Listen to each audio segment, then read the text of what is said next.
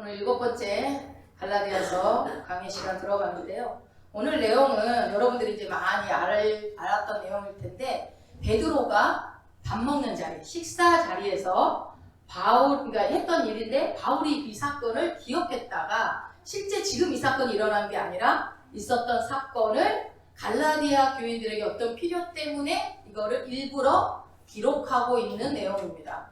그러니까 단순히 어떤 해프닝이라고 보기에는 이 개인적인 베드로 입장에서는 좀 불편한 내용이잖아요. 이 혼난 내용을. 근데 왜 이 이야기를 성경에 썼을까? 굳이 그 동기나 목적을 우리가 알아야 되지 않을까 싶습니다. 그 내용들을 한번 볼게요. 먼저 이제 11절 오늘 보니까 처음 시작이 뭘로 시작해요? 게바가로 시작되죠. 게바가 누구죠? 네, 베드로. 근데 일부러 베드로가 라고 안 하고 게바가 한 거 보니까 뭔가 베드로 되기 전 얘기, 뭔가 베드로로서 성화되기 전 게바일 때 철부지 같은 내용이 되지 않을까라는, 그냥 이건 제 개인적인 생각입니다. 그렇게 어떤 이유 때문인지 모르지만 뭐예요? 이제 지금 베드로가 어디 교회를 방문했냐면 안디옥 교회. 어딜까요? 수리아 안디옥. 수리아 안디옥 교회 방문했던 것 같아요. 성경에는 어떤 이유로 방문했다는 내용은 없어요.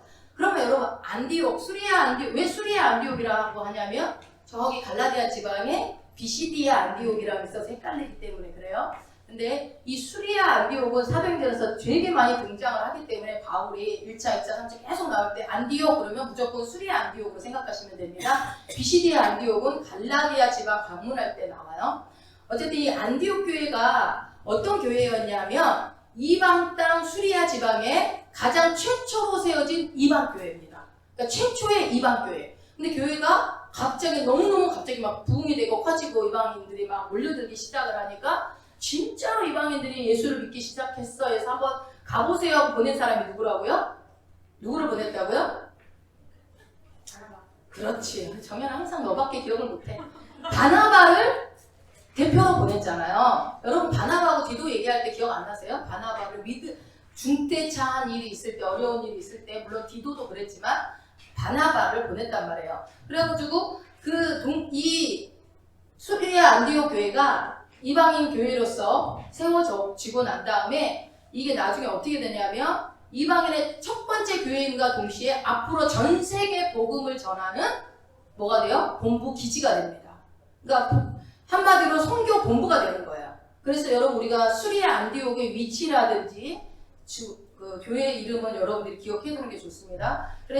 그리고 이곳에서 여러분 중요한 일이 성경에 기록됐어요. 여러분들은 누구십니까? 나는 누구예요?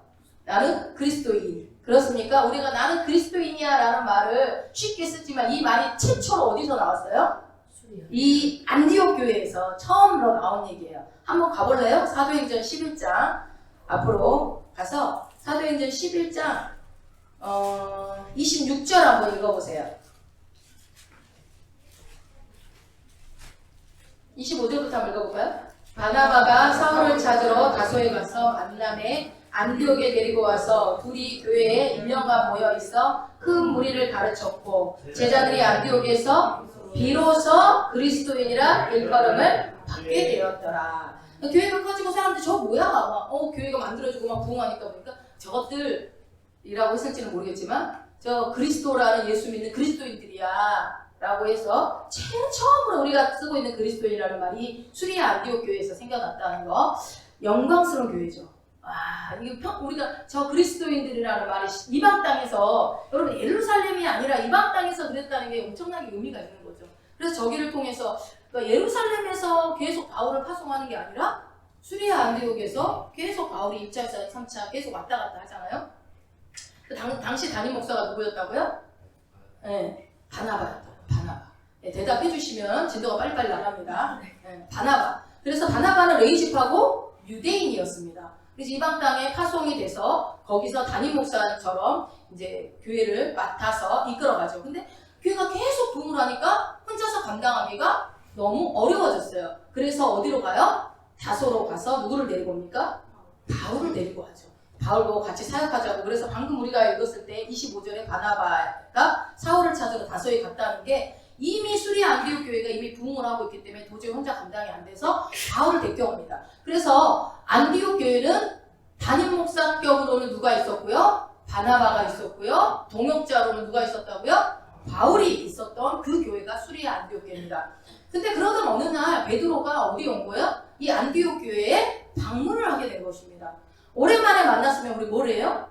밥을 먹어야 되겠죠. 네, 밥을 먹습니다. 식사를 같이 하는데 그 자리에 가셔서 보니까 갈라디아서 가니까 같이 이제 식사를 하는데 누구 먹었는지는 같이 먹었는데 조금 이따 봅시다. 여기 이제 제가 말씀을 드릴게요. 이제 뒤에 나오는데 일부 유대인들하고 같이 이제 모여서 밥 먹는 게 유대인들하고 또 누가 있겠어요? 바나바 담임 목사님 있었겠죠. 그리고 게바 있었고 또 일부 유대인과 바나바와 게바와 또 누가 있을까요? 바울과 나머지는 누굴까요? 이방인들, 개종한 이방인들, 이방교회 성도들이 있겠죠. 함께 모여서 풍성한 식탁교제를 이루고 있었어요. 맛있게 밥을 먹고 이야기를 띄고 꽃을 피우고 있는데 밖에서 누가 소식을 전하는 거예요. 뭐라고 그래요?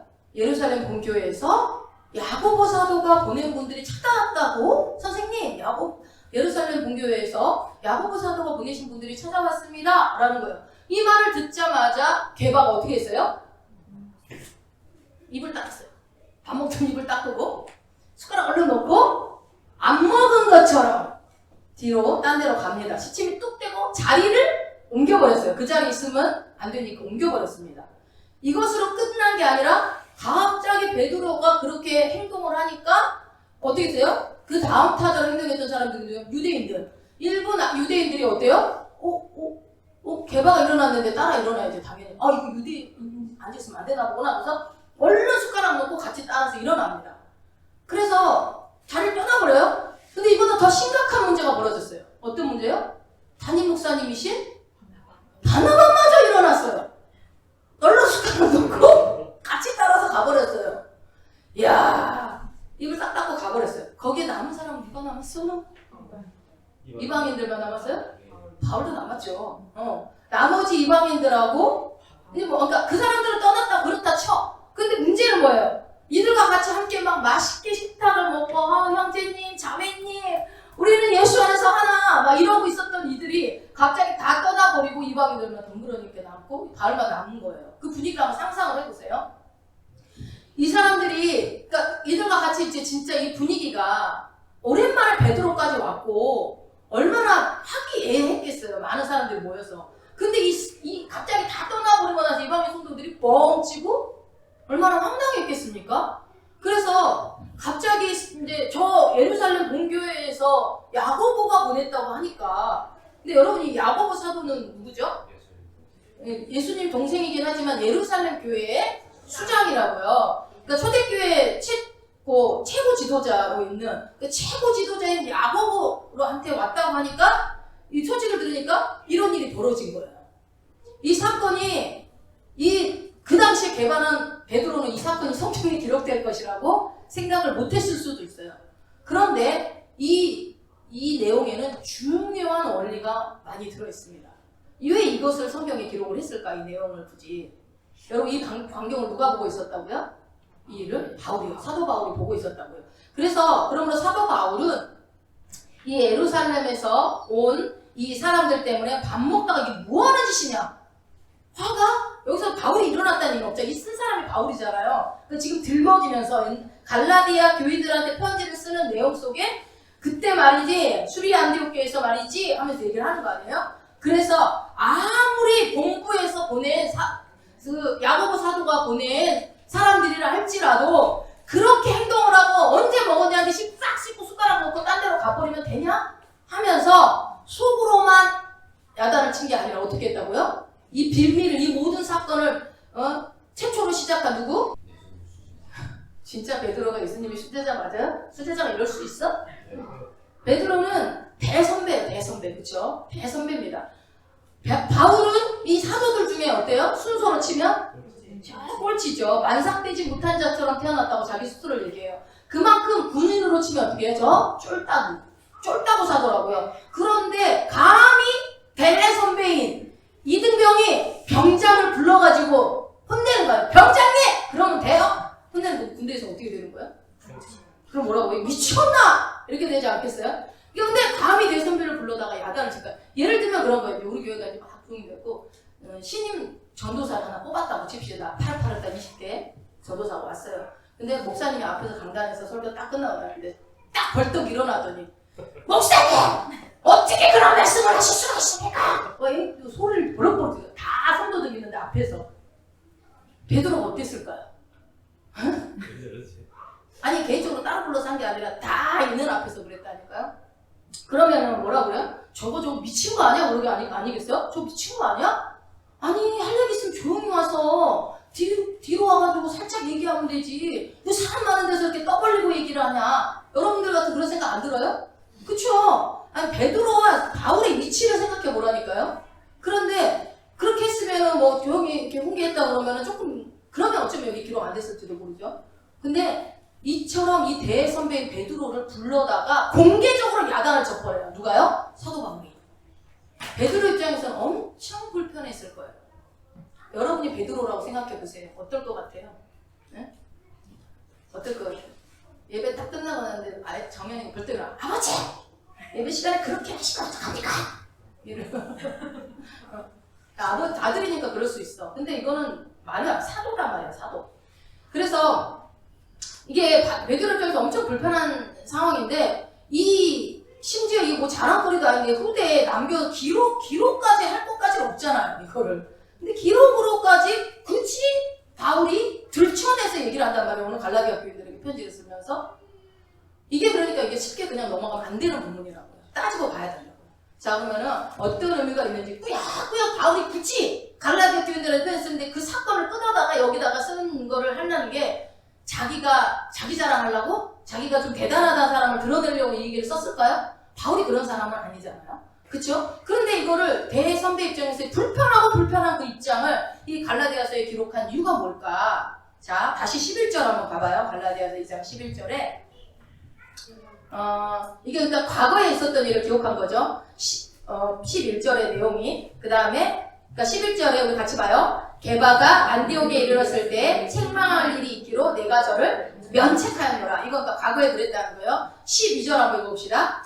야고보에게서 온 어떤 이들이 이르기 전에 게바가 이방인과 함께 먹다가 저희가 오매 그가 할례자들을 두려워하여 떠나 물러가매. 여기서 여러분 야고보에게서 온 어떤 이들이라고 되어 있는 부분 있죠.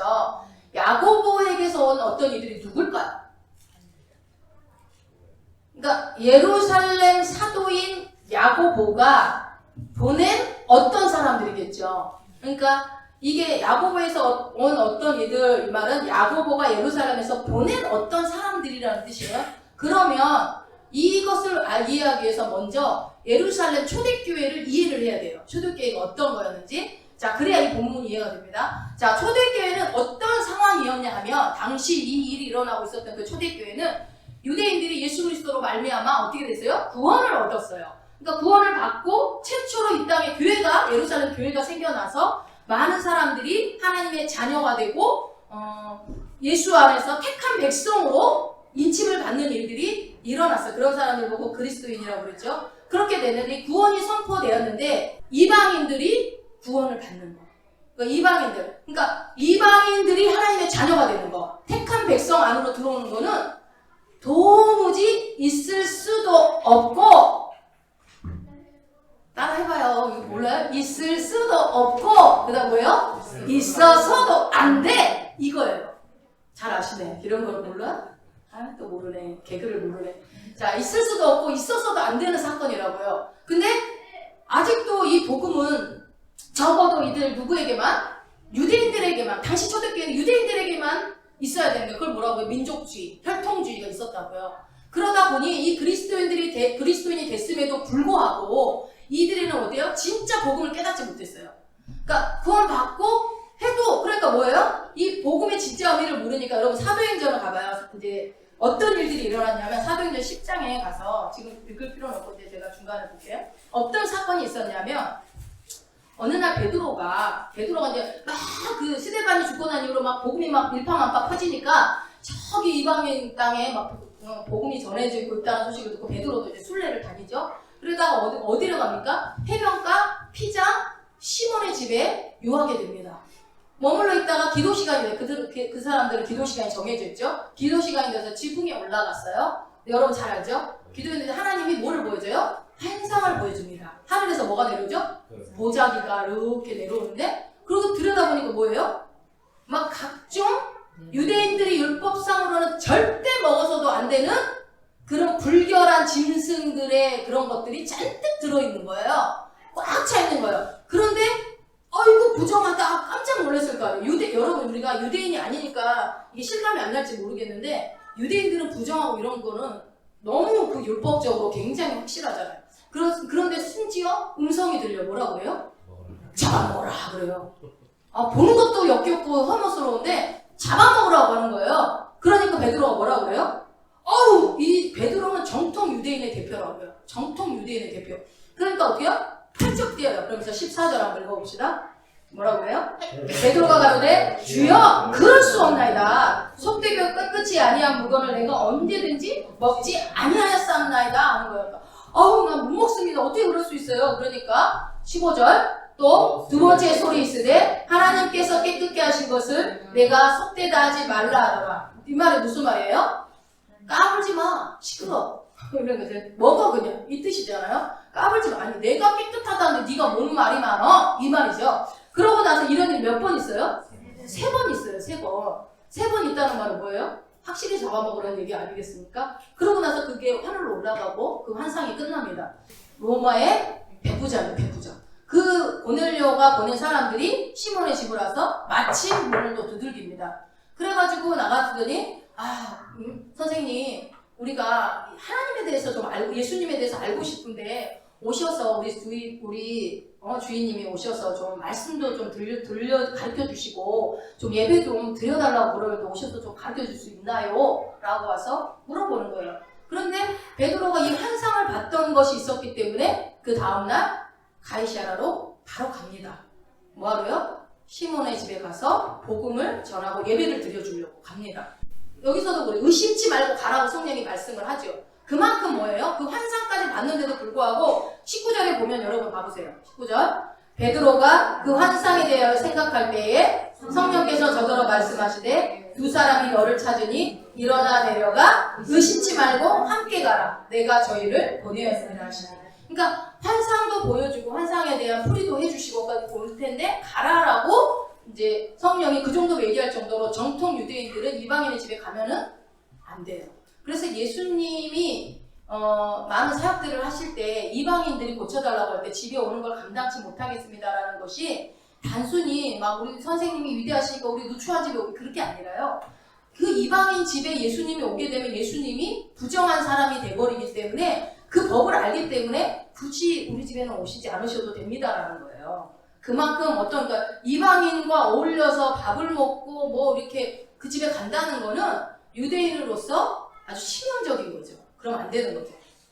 근데 가니까 고넬료가 온 가족들을 다 모아놓고 일가 친구들까지 싹 다 모아놓고 기다리는데 베드로가 들어서자마자 고넬료가 어떻게 행동을 해요?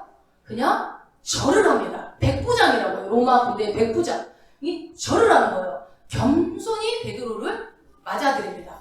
그리고 나서 마치 신을 모시듯 베드로를 맞아들입니다. 영접하는 거예요. 그렇게 해서 예배가 이루어지고 말씀이 선포되고 그런 가운데 놀라운 일이 발생합니다. 어떤 일이 벌어지죠? 44절을 가봅시다. 말씀이 선포되어질 때 어떤 일이 일어났을까요? 44절. 네, 뭐가 임해요? 성령이 임한 거예요. 성령이. 모든 사람에게, 그 자리에 모인 모든 사람에게 성령이 임해버린 거예요. 여러분 아까 뭐라고 했어요? 유대인들은 이런 일은 이방인들한테 일어나면 돼야 안 돼요? 안 되는 거예요. 구원이 있으면 안 되는 거예요. 그런데 방언을 말하고 성령이 임하니까 뭐예요? 방언을 말하고 이들이 하나님을 막 찬양하는 거예요. 오순절 아가야 다락방에서 방언이 있었던 것들을 경험했지만 그들은 유대인들에게만 그랬다고요. 근데 지금 이들에게 방언이 말하고 그럼 하나님을 찬양하니까 구원이 임해버리는 거예요. 그러니까 베드로가 깜짝 놀라게 됩니다. 이건 뭐냐. 그래가지고 깜짝 놀라서 이방인들에게도 하나님이 선택한 백성이 있다는 걸 알게 돼요. 그것을 자기 눈앞에서 확인하고 경험하게 됩니다. 그래서 11장으로 가보면요. 베드로가 이제 막 흥분을 얼마나 놀라겠어요. 그걸 어디다 보고 해요? 11장 1절 한번 읽어볼까요? 유대에 있는 사도들과 형제들이 이방인들도 하나님의 말씀을 받았다함을 들었더니, 그러니까 가가지고 얘기한 거예요. 이방인들에게도 성령이 임했어요. 그들 속에도 하나님의 선택과 백성이 있었어요. 내가 눈으로 직접 봤어요. 고넬료 집에 가가지고 내가 수많은 사람이 방언받고 성령 충만한 걸 내가 봤다고 막 하는 거예요. 그런 반응을 하는 거예요. 그랬더니 예루살렘 교회가 어떤 반응을 하냐면 2절 3절 계속 읽어봅시다. 올라갔을 때 할례자들이 힐난하여 가로되 내가 무할례자의 집에 들어가 함께 먹었다니, 이렇게 반응을 하는 거예요. 고넬료의 집에 이런 구원이 임했다니까 뭐래요? 할례자들. 여기서 할례자들이 누굽니까? 할례자들이라는 것은 예수 그리스도를 믿기는 하지만 그래도 아직 뭐예요? 우리 민족의 전통인 율법을, 할례를 지켜야 한다고 하는 주장하는 사람들. 예수를 믿기는 하지만, 그래서 오직 믿음으로만 구원을 얻는다라는 이 진짜 복음 앞에 플러스 알파 할례까지도 받아야 된다고 주장하는 그 사람들이 여기서 할례자들이라고 그러는 거야. 그 할례자들이 베드로를 어떻게 해요? 비난하는 거야. 베드로 그래서 막 비난하는 이유가 뭐라고요? 뭐 때문에 비난한다고요? 3절에 나왔죠? 무할례자가 누구예요? 고넬료 집에 거기를 들어갔다 이거죠. 그래서 이방인들에게 구원이 임한다는 것을 인정을 하겠다 안 하겠다? 안 하겠다는 거예요. 그렇지만 그렇다고 해서, 그러니까 어쨌든 그러니까 이방인들이 그래 구원하는 거 그래 그럴 수 있다고 치자. 그렇지만 뭐라고 그러는 거야? 할례를 안 받았기 때문에 온전 우리하고 같은 종족이 아니야 라고 그러는 거예요. 그렇게 돼서 그러면서 교회 지도자식이나 된 사람이 아무리 그래도 그렇지 무할례자 집에 가가지고 거기서 밥도 먹고 거기서 있다가 며칠 있다가 온다는 게 말이 되냐고. 여러분 이게 진짜 웃긴다. 아니요, 그 사람들은 그럴 수밖에 없는 게 뭐냐면요, 유대인들에게 식탁 문화가요, 식탁 같이 이렇게 식탁 교제를 하는 이게 어떤 의미냐면요, 같이 우리가 한 식탁에 앉아서 밥을 먹는 거는 또 뭐예요? 너와 나는 가족이라는 뜻이에요. 같이 밥을 먹는 거는 유대인들에게는. 그러니까 같이 밥을 먹는 순간 이 정체성이 그 상대방에게 내가 너랑 밥 먹을 때는 너와 나는 한 형제다, 한 지체다, 한 공동체다 라는 거야 표시라고요. 유대인들에게 그게 굉장히 강력하게 있었던. 그런데 그렇게 알고 있었는데 무할례자들한테 이방인들 가가지고 밥을 같이 먹었다? 이거는 지도자로서 막 비난이라고 얘기하잖아요. 비난은 뭐예요? 막 욕하고 막 저주하고 막 그랬다는 거예요. 그래서 여러분 이게 왜 무슨 밥 한 끼 먹은 거 같고 그러는데 시편 23편에 여러분 그 5절에 기억나세요? 주께서 내 원수의 목전에서 상을 베푸시는, 그 시편 23편 기억 안 나세요? 주께서 내 원수의 목전에서 뭐를 베풀어요? 그게 상장의 상이 아닙니다. 뭐예요? 밥상이에요, 밥상. 그러니까 그 킹제임스 번역에는 뭐라고 나왔냐면 그러니까 내 원수의 얼굴 앞에서 상을 차려주시고 라고 나와 있어요. 그러니까 뭐예요? 이 상을 차려준다는 건 하나님이 직접 나에게 상을 차려줬다는 거는 뭐예요? 너는 이제 내 가족이다, 내 자녀다 라고 하고, 그러니까 주께서 나에게 상을 베푸시니, 여러분 혹시 이때까지 상장이라고 생각했던 건 아니죠? 밥상이라고는 알고 있고, 오늘 처음 하신 분들 처음 하셨군요. 그래요? 그래서 그럴 수 있어. 우리나라 성경이 그렇게. 그런데 상을 차려줬다는 게 하나님의 식탁에 내가 초대받은 거야. 그러면 뭐예요? 하나님이 나랑 같이 밥을 차려주신 그분이 뭐예요? 너는 내 가족이다. 너는 내 왕궁에 들어와서 내 왕자고 내 공주다. 내 자녀다. 내 가족이다. 나와 하나다. 라는 얘기를 하는 거예요. 그러니까 시편 23편의 이 5절 말씀이 어마어마한 고백인 거죠. 네. 원수가 보는 앞에서 저것들이 나를 저주해? 너는 내 거야 라고 주님 해주는 거라고요. 밥상을 차려주는 게. 그러니 유대인들이 이방인하고 밥을 먹었다는 거는 있을 수도 없는 일이죠. 어디 감히. 그래서 이 식탁 교제가 이루어지는 것은 상대방이 어떤 존재로 정의를 내는지 그 정체성이 밝혀지는 자리이기 때문에 아주 중요하다고요. 그래서 예수님이 밥을 먹고 다닐 때 뭐라고 비난을 해요? 저 예수는 뭐 천한 자들, 거지들, 뭐 죄인들하고 맨날 밥 먹고 다니고 그런다고 막 비난을 하잖아요. 왜 그럴까? 뭐 밥 조금 먹는 그 밥 한 끼 먹는가? 아니요. 그렇게 생각하니까 우리 유대인들 먹칠하고 다닌다 이렇게 생각을 하는 거죠. 이것 때문에 베드로가 비난을 받고 이제 난리가 났어요. 그래서 이 소란이 딱 이제 두 개파로 나뉘어집니다. 한 개는 뭐라고요? 그래도 복음은 오직 믿음으로 얻는 것이다. 우리의 구원은 율법으로 자유를 얻고 이방인이나 유대인에게나 그리스도 안에서 모두 하나다. 오직 믿음으로만 구원을 얻는다라고 그것을 계속 주장하는 그런 예수 그리스도의 보혈로만이 우리가 하나가 된다라고 주장하는 파가 한 파가 있었고, 아니야!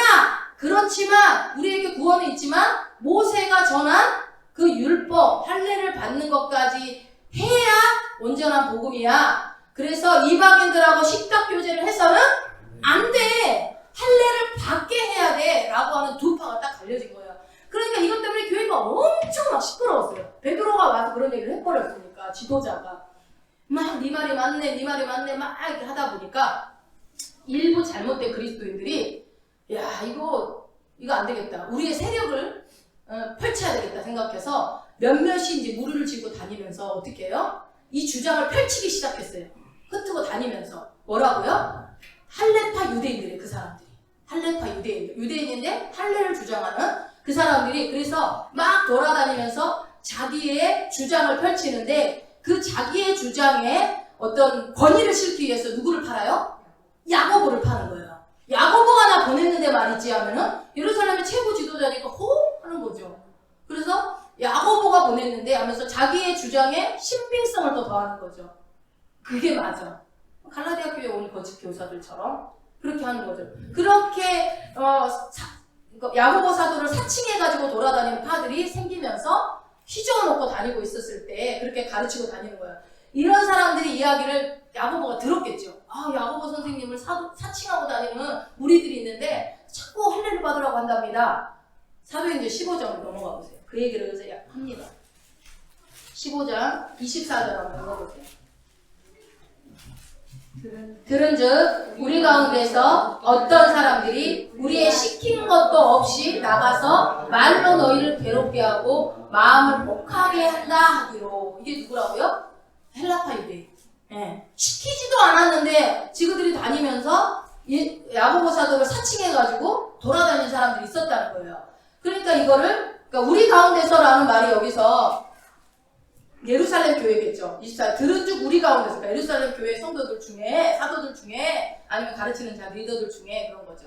자, 오늘 본문에 갈라디아서 2장 12절로 가면 야고보에게서 온 어떤 이들이라는 말이 나오니까 사실은 그러면 야고보가 보낸 사람들이 아니라는 겁니다. 아니고 야고보 사도가 보냈다고 사칭하고 다니는 사람들이었습니다. 실제로 야고보가 보낸 사람이 아니에요. 그래서 이게 왜 굉장히 중요한데 야고보 사도가 보냈다고 사칭을 하고 돌아다니는 이 할례파 그리스도인들이 그러니까 마침 어디까지 온 거예요? 돌아다니다가 수리 안디옥 교회까지 오게 된 거예요. 그래갖고 방문을 하게 되는데 그때 하필이면 게바가 이방인들과 같이 식탁 교제를 밥을 먹고 있었다고요. 자, 12절을 다시 봅시다. 2장 12절에 보니까 같이 읽어봅시다. 야고보에게서 온 어떤 이들이 이르기 전에 게바가 이방인과 함께 먹다가 저희가 오매 그가 할례 자리를 두려워하여 떠나 물러가매. 여기서 여러분 먹다가라는 데가 있죠. 먹다가. 이 먹다가라는 게 우리 한글 말에는 어떤 시제가 정확하게 잘 안 나오지만 여기서 이 먹다 이 동사가 어떤 시제냐면요. 그러니까 우리가 이 시제를 아는 게 왜 중요하냐면 먹다가가 오늘 처음 먹은 게 아니라는 거예요. 그러니까 일상적으로 늘 베드로가 이방인들과 같이 식탁 교제를 그동안 계속 나눴다는 거예요. 그러지 않겠어요? 고넬료를 직접 봤는데? 그렇지 않아요? 그러니까 이게 문법상의 얘기를 보면 습관적으로 자주 이루어진 일이라고 돼 있어요. 여러분들이 어려운 것도 주석을 달아놓으면 좋겠죠? 그러니까 먹다라는 말. 그러니까 이런 일이 고넬료 사건을 통해서 직접 보고 경험한 베드로가 아무렇지도 않게 했던 일이라는 거예요. 유대인으로서. 그래서 이 일들을 쭉 해왔는데 이 먹다가라는 말은 이 현장말을 말하는 것이 아니라 뭐예요? 게바가 계속 이렇게 먹어왔다라는 걸로 받아들이고 선생님, 근데 그러고 있을 때 선생님 예루살렘에서 계속 먹어왔는데 그날 딱 한 번 먹는데 온 게 아니라 먹고 있는데 와가지고 선생님 예루살렘에서 야고보 사도님 보내신 분들이 하신다. 그냥 숟가락 놓고 입 닫고 가버리는 거예요. 야, 여러분 이게 이상하잖아요. 응? 너무 말이 안 되죠. 근데 이 사건이 베드로 한 사람만으로 끝난 일로 끝나지 않았잖아요. 누가 그랬어요? 그러고 나서 바로 이어서 유대인들, 그리고 바나바까지, 담임 목사님까지, 그리고 그러니까 남아져 있던 이방인들과 바울이 숟가락 들고 뭐요? 이러고 있었겠죠. 그래서 이걸 보겠다니 베드로가 딱 숟가락 넣고, 상상을 해봅시다. 딱 넣고 대선배 베드로 일로 와보시라고 다 있는 앞에서, 만인 앞에서 뭐라고 그래요? 망신을 줍니다. 여러분 어떻게 그럴 수 있을까요? 여기서 우리가 베드로의 신앙을 한번 보자고요. 여러분, 베드로가 그가 알고 있는 그 복음의 진리가, 베드로가 지금 현재 그 상황 속에서 알고 있는 그 진리가 이방인과 유대인이 하나라는 것을 알고 있어요, 모르고 있어요? 알고 있는 상황이라고요. 이미 고넬료 사건이 있고 난 다음이라고요. 그러니까 이 십자교제를 계속 해왔던 사람이라고요. 그러면 우리는 정확히 이 베드로의 신앙의 지식이 어떤 내용인지 한번 확인을 해보자는 거예요. 그랬는데 왜 그럴까? 근데 베드로는 왜 이 자리에서 알고 있는 지식대로 행동을 했어요, 안 했어요? 안 했어요. 왜 그런 거예요? 행동하지 않았어요. 아닌 척하고 자리에서 일어나서 딴 데로 가버려서, 거기 있는 것도 아니고 딴 데로 아예 가버렸다니까요. 그가 알고 있는, 베드로가 알고 있던 그 복음의 진리, 그 진리가 자유케 한다라는 그 진리로부터 자유했던, 근데 스스로 왜 자신을 제한하는 그런 다시 올가미를 씌우는 어리석은 행동을 했을까요? 궁금하지 않습니까? 그 행동은 어떤 위기를 만들어놨냐면요, 이게 전 공동체가 넘어질 뻔했어요. 그렇지 않아요? 왜요? 담임 목사까지 일어났다니까? 담임 목사님까지 일어났으면 공동체 다 망한 거지 뭐. 싹 다 지금 막 나머져서. 그랬을 때 이게 전 공동체가 걸려서 넘어질 만한 시험에 드는 위기가 온 거예요. 베드로의 그 행동 하나 때문에. 더 심각한 거는 이 이방인들이 그 상심됨이 얼마나 컸겠어요. 상심됨이. 그래서 디모데전서 한번 가봐요. 디모데전서 5장 20절에 바울이 뭐라고 했냐면, 디모데전서 5장 20절 한번 읽어봅시다. 디모데전서 5장 20절.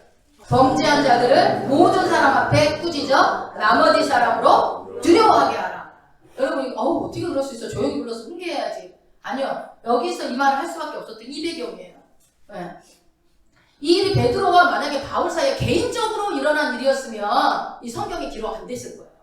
근데 이 일이 어떻게 됐다고? 이 일로 인해서 공동체 전체가, 교회 전체가 시험에 들 뻔했고, 자칫 역사상 신학적으로나 아니면 역사적으로 어떤 일이 벌어질 뻔했냐면 교회가 두 개로 나눠질 뻔했어요. 어떤 교회요? 하나는 유대인의 교회, 유대인의 하나님 교회, 하나는 이방인의 하나님의 교회가 탄생될 뻔했다고요. 여러분, 그냥 대충 넘어갈 일이 아니겠죠. 엄청난 일이죠, 이건. 누구 때문에요? 개바 때문에.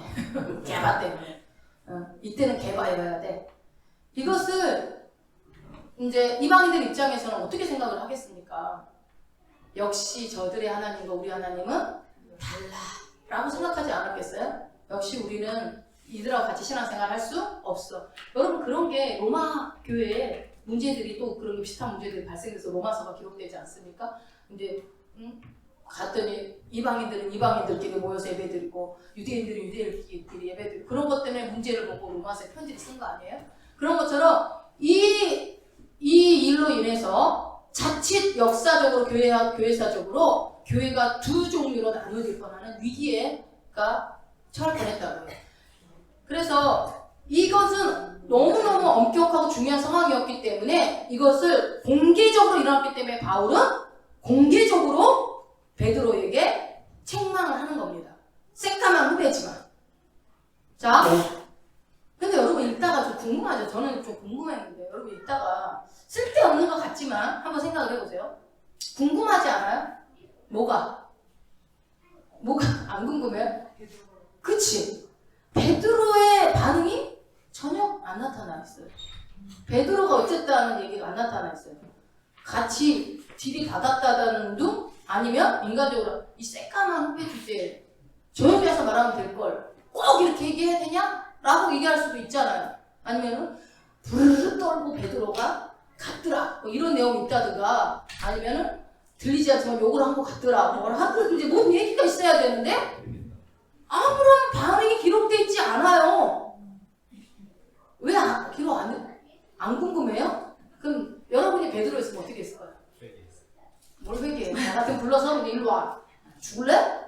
감히. 조용히 얘기하지. 꼭 이렇게 해야 돼? 같은 사도끼리? 저는 그랬을 것 같아요. 다시 잘 얘기해봐. 뭐 이렇게 하든지. 근데 분명히 어떤 심정이 있었을 거예요. 베드로도 사람인데.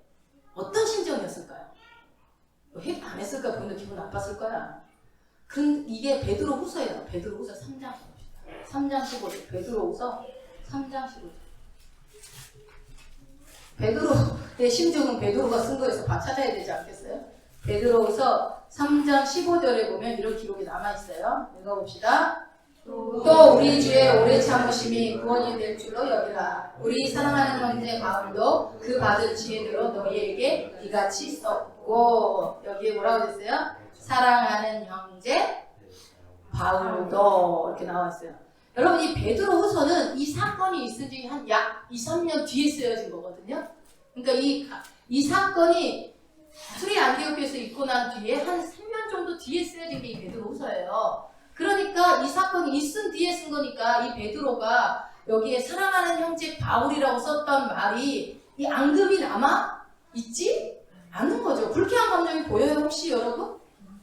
아니잖아요. 뭐 거짓말로 썼을까요? 성경은 그럴 리는 없을 거고. 그러니까 뒤에 이제 바울에 대한 얘기를 조금 이제 하고 마무리를 하는데, 베드로후서에 그만큼 베드로는 바울에 대한 감정에 어떤 그런 불쾌한 감정이 없던 것을 우리가 뒤에 베드로후서로, 이게 만약 먼저 써 있었으면 의심이 될 수 있지만 이후에 써진 거니까. 근데 여기서 매우 중요한 걸 여러분들이 하나 기록해야 될 건 뭐냐면, 책망을 바르게 하는 거 너무 중요하죠. 책망을 아주 아무렇게나 책망하면 안 되죠. 바르게 잘해야 되겠죠. 그렇지만 이것과 동시에 또 같이 중요한 건 뭐예요? 책망을 어떤 입장에서 어떻게 받아들이느냐도 굉장히 중요한 거예요. 그렇지 않겠습니까? 이거 두 가지가 다 중요한 거예요. 바울도 그렇고 베드로도 그렇고. 근데 어쨌든 이 상황은 베드로가 대선배란 말이에요. 신앙이나 어떤 연륜, 예수님하고 바울은 다메섹 도상에서 부활하신 예수님 잠깐 한번 봤지만 베드로는 어땠어요? 3년이 넘게 예수님하고 동락했고 혼나기도 했고 막 꿀밤도 맞았고 막 바다 물고기도 막 이렇게 잡으러서 많이 잡고 오병이어도 보고 막 별로 다 봤던 그 베드로라니까요, 여러분. 그 베드로, 교회 내에서 위치는요, 야고보하고 쌍벽을 이루죠. 최고죠, 최고. 이 초대교회 수장이고 리더인데, 탑인데, 그 선배에게 바울이 살짝 와서 한 얘기도 아니고 공개적으로 한 얘기를 베드로는 받아들였어요. 여러분, 어디 막 일개 성도가 와서 여러분들한테 뭐라고 얘기하면 받아들일 수 있어요? 저 성도가 말을 듣지도 말아야 돼, 이럴 수도 있을 거 아니에요. 권사 정도는 대한애가 말을 듣든지 말든지 하지 라고 생각할 수도 있겠죠. 근데 여기서 여러분, 그 책망을 잘 받아들여서 베드로후서에 이렇게 기록을 했는데, 우리가 여기서 그럼에도 불구하고 여기서 간과해서는 안 될 게 한 가지 있는 게 뭐냐면요, 사실이 베드로는 왜 이중적인 태도를 취했을까요? 왜 이런 행동을 했을까? 왜? 오늘 본문에서 그 이유를 말해줄까요? 안 말해줄까요? 정확하게 말해주죠. 왜 궁금한 표정을 지으세요? 아까 본문 읽어놓고 다시 가보세요. 베드로가 왜 이런 일을 저질렀냐고요. 고넬료 사건까지 경험한 사람이. 자, 2장 12절에 뒷부분에 뭐라고 되어 있어요? 그가 할례자들을 두려워하여. 여러분, 사람을 두려워하게 되면 그 다음에 뭐예요? 외식을 하게 돼요. 자, 놀라감에 남은 유대인도 저와 같이 외식함으로 바나바도 저희의 외식에 유혹되는. 성경에서 여러분 같은 단어가 반복되는 건 중요한 거예요. 그러니까 성경을 여러분 혹시 읽을 때, 내가 성경을 좀 깊게 읽고 싶다 할 때는 같은 단어가 나오는 것들을 동그라미로 막 쳐보세요. 같은 말이 반복되고 있는 것들을. 그러면 그게 강조하고 있는 내용이거든요. 그러면 조금 더 성경을 묵상하실 때 여러분들이 좀 더 쉽게 이해가 될 거예요. 그래서 어쨌든 이 보니까 이중적인 이 태도를 취했던 것들은 뭐예요? 할례자들을 두려워했기 때문에 그랬다고요. 사람을 두려워하면 뭐가 된다고요? 외식을 하게 된다고요. 외식을. 그러니까 여러분 두려워하여 떠나 물러가게라고 되어 있는데 분리되었다라고 되어 있어요. 다른 성경 보내면 분리되었다고. 근데 여러분 외식이 뭡니까? 외식이 뭐예요? 밖에 나가서 맛있는 거 사 먹는 거? 그 외식이 아니죠. 뭐예요? 외식은 가면을 쓰고 연극을 한다는 것에 어원이 있어요. 그러니까 뭐예요? 우리가 내가 알고 있는 복음의 자유, 그 진리, 그 아는 대로 왜 행동하지 못했는가? 라고 얘기를 했더니 뭐예요? 사람들을 의식할 때, 두려워할 때 이 복음을 훼손시키고 복음을 가리고 된다고요. 그런 결과가 낳게 된다고요. 그래서 사도 바울은 여러분 이런 일 때문에 갈라디아서 우리가 1장 10절에서 뭐라고 그래요? 내가 사람들에게 좋게 하랴? 하나님에게 좋게 하랴? 사람에게 기쁨을 구하랴? 막 이런 얘기를 하는 거예요. 갈라디아서에 한 이유가. 그러니까 이게 작은 어떤 식사 자리에 있었던 해프닝으로 끝날 만한 사건이 아니고 우리가 가볍게 읽었지만 교회사적으로나 이 신앙의 원리적인 측면으로 봤을 때는 이 엄청나게 중요한 내용이 들어있다고요. 그래서 정리하면은 이 본문에서 그 메시지가 주고 싶은 내용은 뭐냐면요. 갈라디아서 3장을 가봅시다. 3장 28절 한번 읽어보세요. 3장 28절. 오늘 읽었던 본문을 정리해보는 거예요. 메시지가 본문에서 주는 메시지가 뭐냐? 28절 봅니다. 너희는 유대인이나 헬라인이나 종이나 자주자나 남자나 여자 없이 다 그리스도 예수 안에서 하나이니라. 아멘. 너희는 뭐라고? 예수 안에서 하나라고. 하나. 예수 안에서 하나다. 여기 여러분 이게 3중 구분이 나오죠. 그 뭐예요? 반대로 나와요? 뭐라고 나와요? 그러니까 유대인이나 헬라인이나 그 다음에 종이나 자유인이나 자유자나 자유인 똑같은 말에 또 남자나 여자 이 3중적인 게 나오는데 여러분 이게 왜 제가 이렇게 기록을 했냐면 이것이 정확하게 당시 히브리인들이 감사 기도를 할 때 빠뜨리지 않고 했던 기도예요. 이 세 가지 기도가.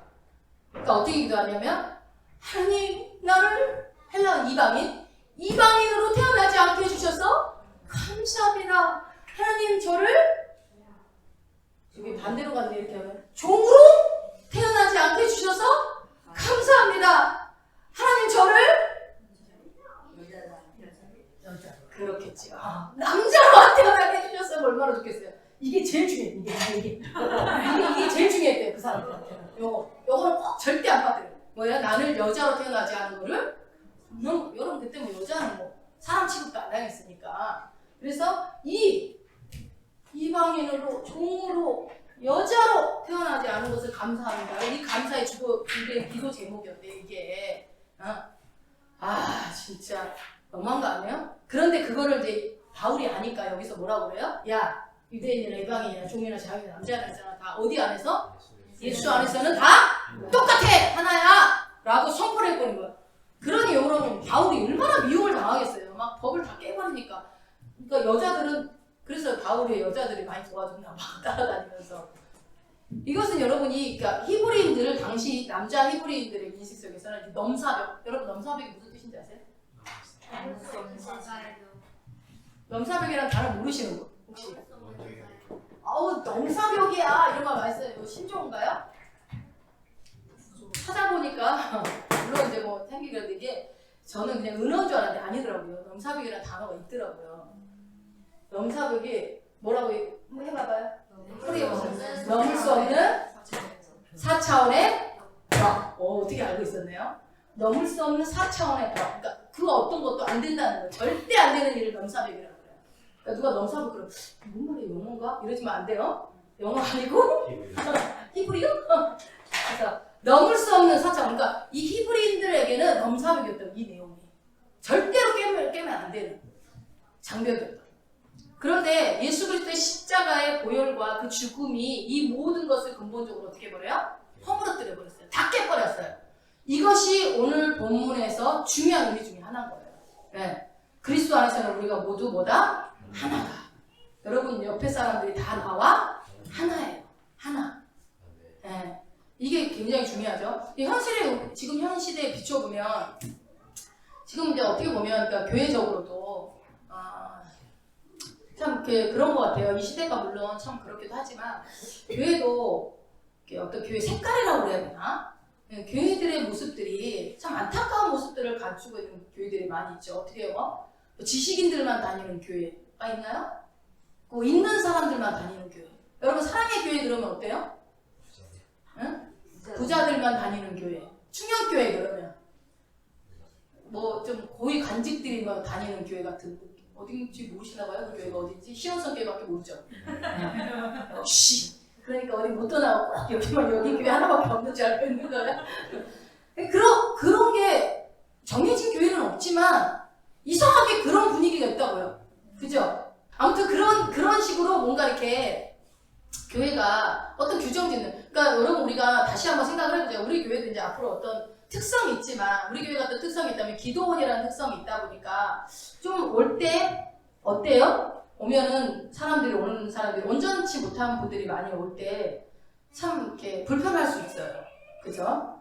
근데 뭐 지금은 뭐 아무것도 아니지. 옛날에 의정부에서는 더 많이 막 진짜 더러웠죠. 방바닥에 막 토하고 막 그때는 뭐 엄청나게 목사님 많이 사역을 하셨을 때였으니까 그랬을 때 그러니까 그것을 어떻게 받아들이느냐가 되게 중요할 것 같고 또 우리가 이제 기도원이 같이 하다 보니까 막 와서는 막 우리가 다 같이 죽자사자 기도해주고 그러면은 막 여기서 죽자사자 충성할 것 같다가 낫기만 하면 언제 그러냐는 듯이 막 36개 주랭랑을 쳐버리는 걸 보면 상처를 받아요. 그죠? 그리고 막 있을 때 와가지고 막 목사님 입에 혀처럼 있다가 조그만 수 틀리면 근데 문제 풀어지면 어떻게 돼요? 문제만 풀어지는 게 중요한 거예요. 문제만 풀어지면 어떻게 돼요? 뒤도 안 돌아보고 갈 때마다 우리가 상처를 받아요. 여러분들 상처 안 받으셨어요? 저는 상처를 받아요. 그리고 또 친밀했던 사람들이 갔을 때 또 상처를 받는. 근데 그런 것들을 그러니까 우리가 이제는 우리 교회도 이제 20년이 넘어가면서 우리가 좀 약간 성숙된 모습을 가져야 될 것 같아요.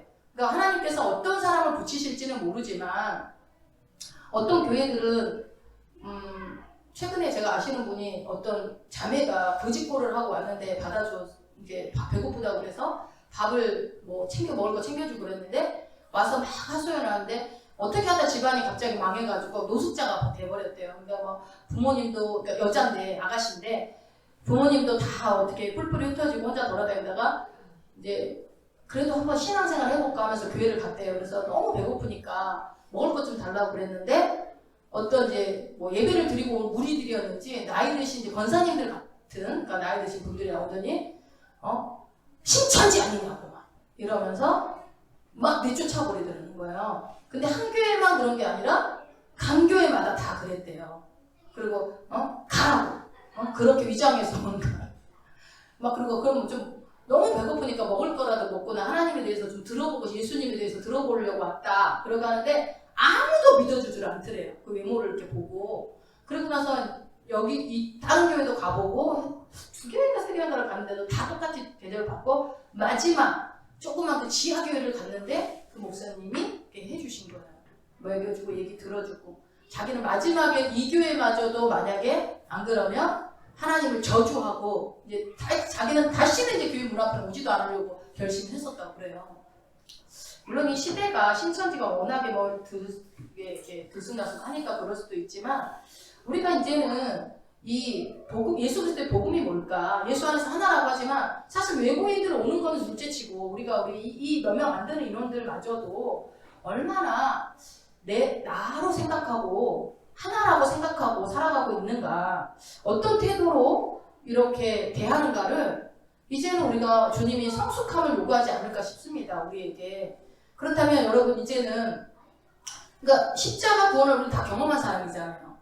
나 같은 죄인을 용서받은 사람이란 말이에요. 우리가. 그렇다면 우리가 어떤 누구가 와도 어떤 가난한 자가 와도 어떤 귀신 들린 자가 오고 어떤 질병을 가진 사람이 오더라도 그 사람을 어떻게 이해하느냐가 이 복음을 받아들인 사람의 성숙도를 저는 나타낸다고 봅니다. 그러니까 여러분들 봤을 때 그냥 이렇게 이상하게 보는 게 아니라 예수 안에서 다 하나가 되어야 하고, 그러니까 우리가 이제 김현중 목사님이랑 잠깐 얘기했었지만 우리 어떤 서현이나 경민 친구 아이가, 여자아이가 좀 어린데 발라당 좀 이렇게 너무 이렇게 까진 것 같은 그런 애를 봤을 때 우리 애 절대 놀지 못하게 이거 선을 그어야 되겠다 라는 마음과 들면서 또 한편으로는 뭐예요? 이런 애들을 전도 안 하면 우리가 어떻게 하나 라는 마음도 있는 거죠. 그러니까 이게 어떤 어린애든 어린이든 우리가 인간을 이해하는 거를 어떻게 이해해야 되는가, 복음을 경험한 사람이요 어떻게 해야 되는가. 우리 교회 올 사람들이 정해져 있나요? 그래도 조금 그래도 먹고 사는 정도는 돼야 올 수 있나요? 그거는 아니겠죠.